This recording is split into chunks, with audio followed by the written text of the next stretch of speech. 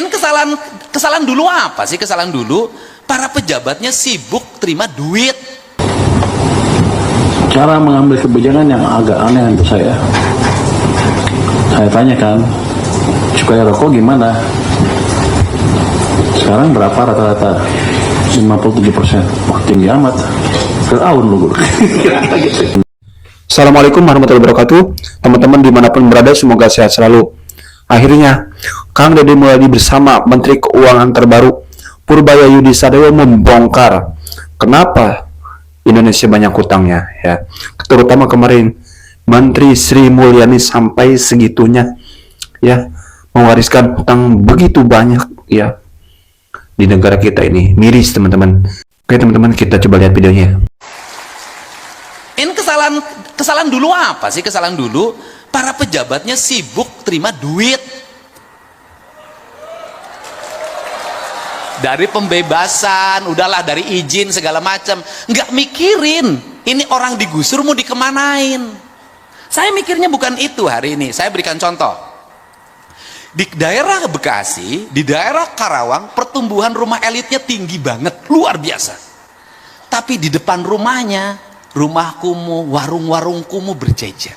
Dan itu dibiarkan, sampah bertumpuk. Saya tadi pagi ketemu Bupati Karawang, saya turunin alat berat, saya bersihkan seluruh bangunan itu. Kemudian setelah itu apa yang kita lakukan? Bupati Karawang sepakat, siapkan dana 40 juta per rumah, kita bangun rumah-rumah mereka, nggak boleh lagi di sini. Maka anggaran bantuan perumahan di provinsi hari ini kan sudah 40 juta. Tetapi di balik itu juga kita harus bicara kearifan. Ini ITB ahlinya. Kearifan bagaimana? Bangun rumah jangan dipaksain. Di Sumedang, di samping kaki bukit dipasang perumahan. Di endak-endak ini rontok. Ini juga nggak boleh sembarangan. Kata orang Sunda, ciri sabumi, cara sadesa, jawadah tutung biritna, sacarana sacaran, lain tepak sejen igel, pasti pakodari tenyaho. Apa itu artinya? Membangun itu harus sesuai dengan karakteristik lingkungan. Tanah, air, udara, mataharinya. Saya ngomong itu yang disebut papat kalimat pancer. Sehingga kalau sudah dibangun itu harus pancer, dia kokoh. Nah, makanya dibagilah piranti, mana rumah untuk daerah pinggir pantai, mana daerah rumah pertengahan, mana rumah pegunungan. Maka di konsep provinsi hari ini kita lagi ngembangin rumah bambu.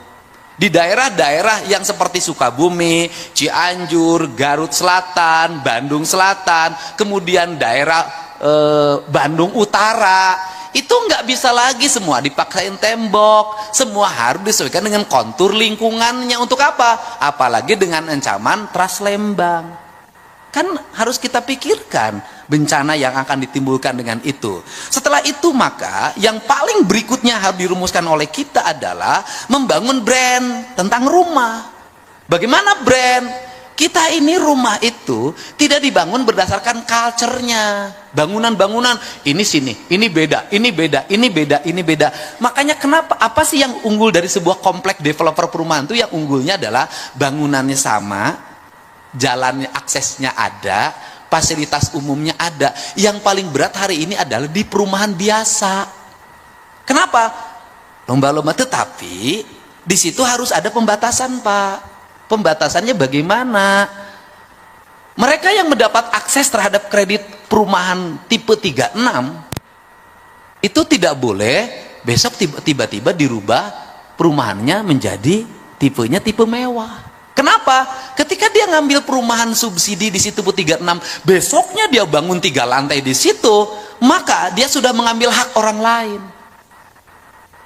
Artinya akhirnya besoknya timbullah kecemburuan sosial. Yang ini tetap tidak berubah karena memang rumahnya peruntukan kelas menengah ke bawah. Tiba-tiba tetangganya rumahnya gede banget dan hebat banget. Itu konflik, bertengkar itu. Karena tidak ada satu perasaan dan satu tujuan. Nah, ini yang harus dibangun. Sehingga pada hari ini saya berharap nanti setelah sistem pengelolaan kur perumahan di Jawa Barat ini bisa menyerap 30% dari total kru perubahan nasional, maka implikasinya adalah akan lahir multiplier efek ekonomi. Satu, toko bangunan akan laku. Dua, sopir yang angkut bahan bangunan hidup. Yang ketiga, kuli bangunan hidup. Yang empat, mandor bangunan hidup. Tukang kayu hidup. Warung randa biasanya itu yang jualan di bangunan. Dan ini problemnya di sini Bang Ara tuh, saya tuh tahu problematika yang begini. Apa sih dari kelakuannya ini, mohon maaf saudara-saudara, banyak yang kelemahan dari pekerja bangunan itu adalah, kelemahannya adalah keterbukaan dan ketidakjujurannya agak dominan. Kenapa agak dominannya? Kontraktor ngerjain mandor, mandor ngerjain kuli, yang paling korban tukang warung. Korban Pak, kan saya nanganin tiap minggu yang begini Pak. Bagaimana? Kontraktornya ngemplang, kemudian mandornya dikemplang. Karena mandornya dikemplang, mandornya ngemplang kuli, kuli sekian bulan tidak dibayar, kulinya pulang, tukang warung mati. Karena selama di kontraktor itu ke warungnya ngutang Pak. Jadi kalau tidak dibayar itu tukang warungnya nggak kebayar. Atau terbalik yang kedua, yaitu tukang bangunan yang nakal. Saya tahu kenakalan yang begini, karena saya pernah jadi kuli ngaduk Pak. Saya tahu Pak. Saya SMA itu kalau liburan Pak, saya Bang Ara, saya kalau SMA kalau libur itu 1 bulan saya selalu ikut kuli di bangunan Pak. Jadi kalau urusan ngaduk saya nggak bisa ditipu Pak. Jadi kalau saya ngaduk tidak bisa tipu, diaduk-aduk saya tidak akan pernah tertipu Pak. Nah, bagaimana? Yaitu selama di kuli bangunan pacaran sama yang punya warung. Ini kan liku-liku kehidupan Pak. Pacaran sama yang tukang warung Pak. Ya kan, tukang warungnya ya cantik lah di antara laki-laki yang ada di situ. Nah kemudian uang yang dia pakai itu habis, dikasihin terus. Pas mau pulang nggak punya duit. Nanti nyampe ke rumah pura-pura sedih sama istrinya. Ceritanya gimana? Tadi bayar kumandor atau pula-pula kecopetan. Itu seninya kuli bangunan Pak. Nah, dan yang terakhir, kekuatan inilah yang harus menjadi daya dukung. Yang terakhir kan orang ribut tentang penutupan tambang yang berdampak pada menurunnya produksi tambang untuk kepentingan pembangunan. Sebenarnya saya ini lagi mengatur siklus. Kenapa? Hari ini setiap ada proyek pembangunan selalu dimanfaatin oleh preman. Untuk apa? Mendapat bahan tambang.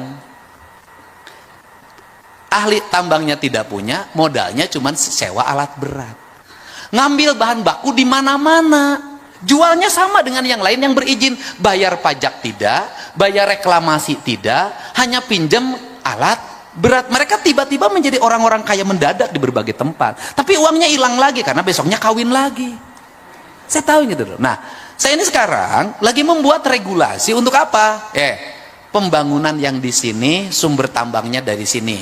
Tambang di sini yang digeser, setelah tambang apa yang dilakukan. Kemudian ini dengan ini MOU, langsung tidak lagi pakai pihak orang. Kamu kebutuhan tambangnya sekian juta kubik, dipenuhi dari sini, kamu fokus aja melayani ini kontrak. Untuk apa? Mendapat kepastian subsidi, supply, dan tidak mahal. Dan tidak lagi ada calo di sini. Kenapa? Karena bahan bangunan tuh dicaloin. Saya tahu kalau lagi ada proyek pembangunan di sini, maka toko-toko preman di situ ngambil semua. Pasir dari saya, batu dari saya, koral dari saya, semua dari saya. Dan si kontraktor harus tunduk, atau pengembang atau pengusaha harus tunduk pada dia. Akhirnya dia mendapat bahan baku, satu dikurangi volumenya, dua harganya dimahalkan, kalau enggak diganggu.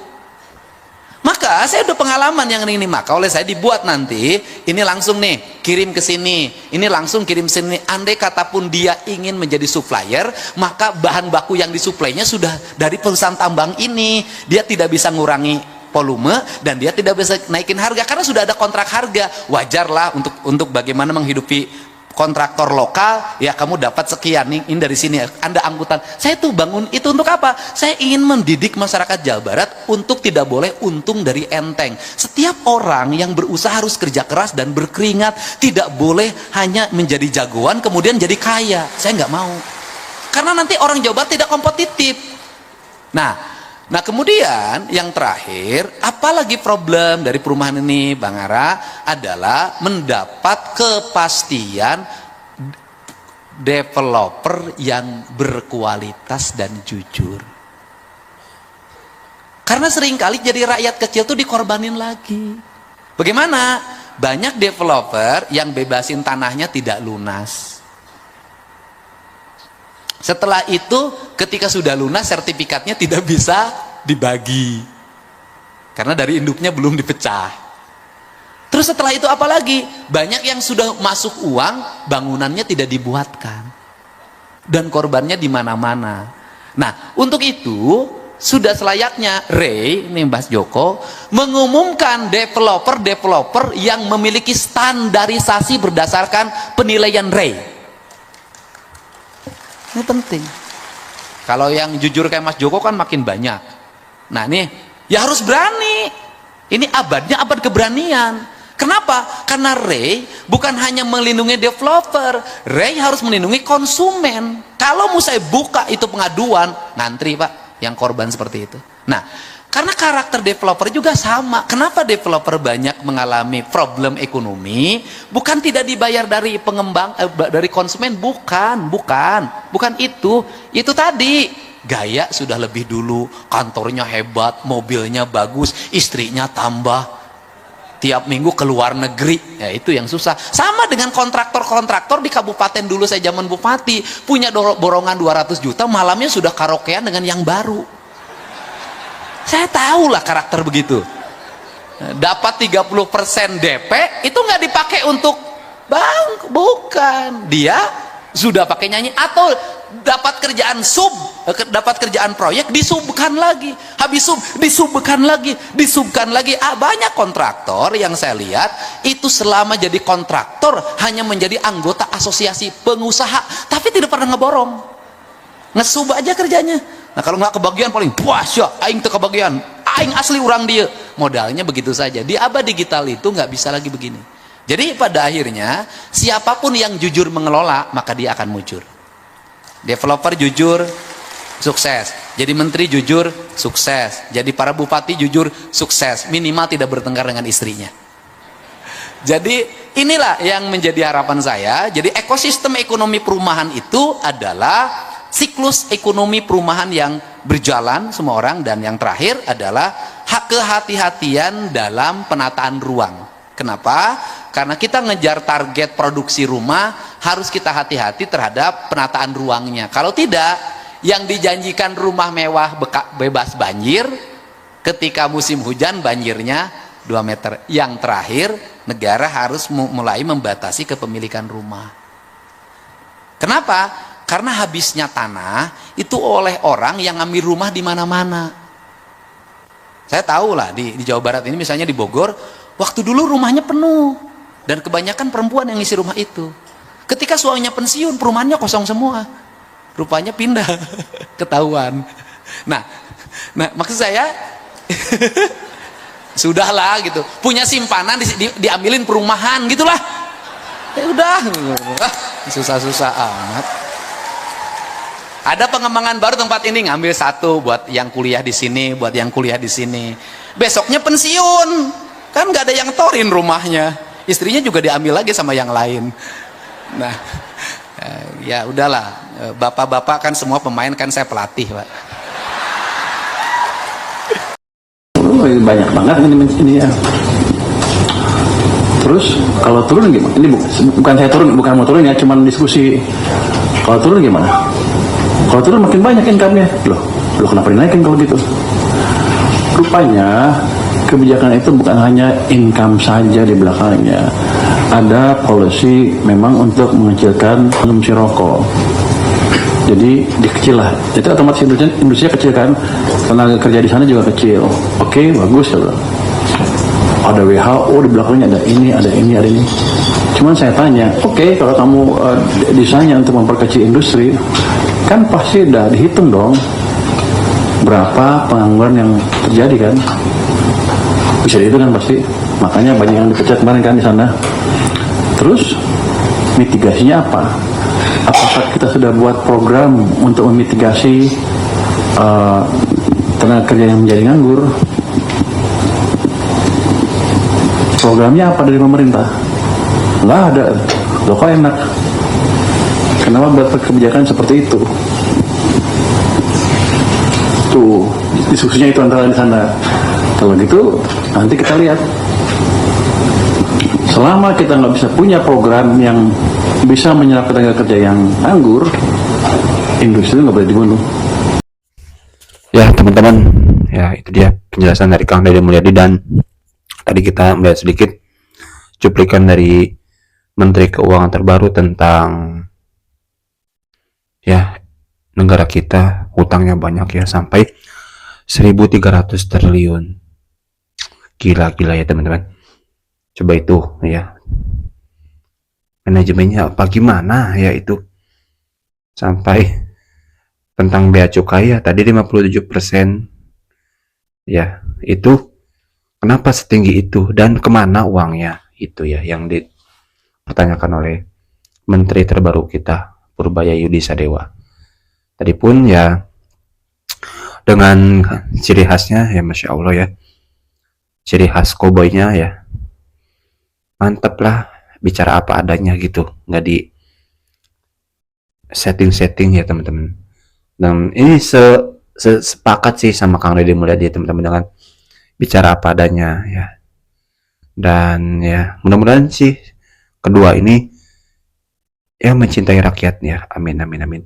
Oke teman-teman, itu berikut ini. Terima kasih, semoga sehat selalu. Sampai berjumpa di next video. Assalamualaikum warahmatullahi wabarakatuh.